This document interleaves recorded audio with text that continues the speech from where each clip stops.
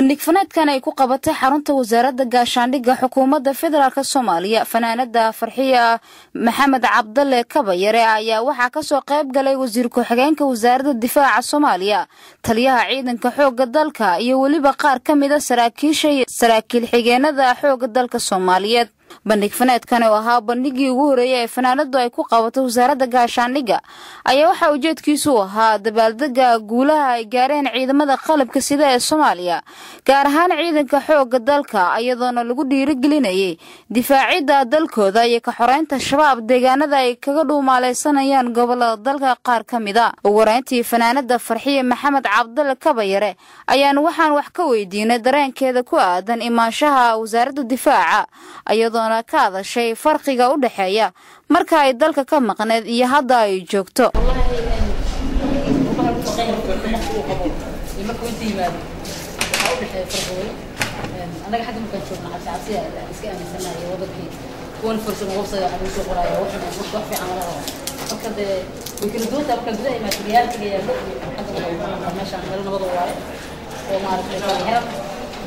إن شاء الله قبل بنكوي ما دوبي أقدر أغنى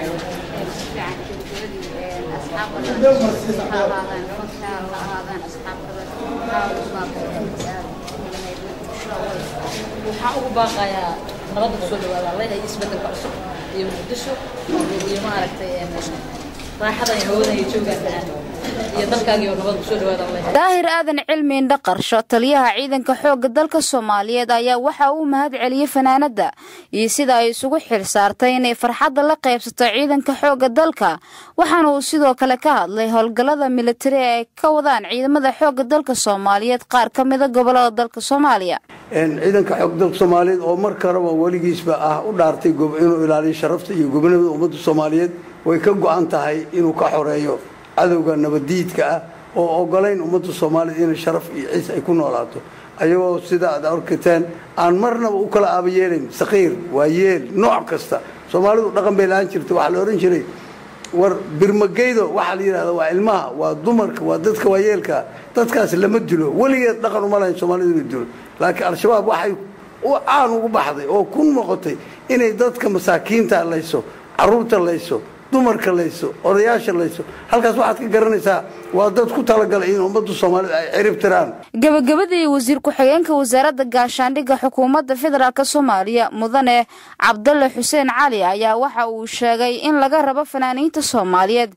inay guubaabiyaan ciidamada qalabka sida waxaana uu sheegay sidoo kale in ay sii socon doonaan howlgallada lagu xoreynayo qaar ka mid ah gobolada dalka kooxda shabaab fanaaniinta Soomaaliyeed meel walba ay joogaan waxaan leeyahay runtii kuwa badan oo waxa jira oo ka qayb qaatay dib u xoreynta muddo badan la soo shaqeynay ciidanka xoogga dalka Soomaaliyeed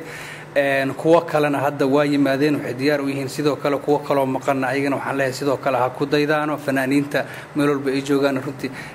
iska wax u qabso lagu shaqeyn jiray maanta waxa la doonayaa in la xoreeyo cadawgana waa gumaysi cadow caadi oo runtii ma ahan oo si fudud sheeg waa gumaysi heer caalami ah adduunka oo dhan looga soo duulay waa niman ajaaniba ku jiro wad ogtiin wad la socotaan oo rabo in ay inta yimaadaan madfacna rakibtaan ay dad Soomaali ay ku laayaan fannaan ma dhaafaan wadaad ma dhaafaan oo runtii culimadii way laayeen dadkii shacabka way laayeen qof ay dhaafeen ma lahan mar haddii aysan dadku aysan kala hambeynaynin ayaguna in loo kala harama ahan guud ahaan in dalka dhan laga wada saaro fanaaniintana meel walba ay joogaan isugu yimaadaan dalka gudihiisa hana ka qayb qaataano dib u xoreynta dalka bandhig faneedkan runtii wuxuu hordhac u ahaa maadaama 12 Abriil ayaduna nagu soo dhowdahay in si fiican runtii loogu dabaaldego loogu diyaar garoobo marka taas waxa aad iyo aad ayaan ciidanka xoogga dalka Soomaaliyeedna ugu hambalyeynaya meel walba ay joogaan kuwa difaaca hore joogo runtii cadawga la dagaalamayo guulihii ay gaareen inaan u hambalyeeyo waxaana leeyahay guuleysta meel walba aad joogtaan insha Allah ta'ala dalkiina iyo dadkiina ayaad u dhimanaysaan ayaad u dhaawacmaysaan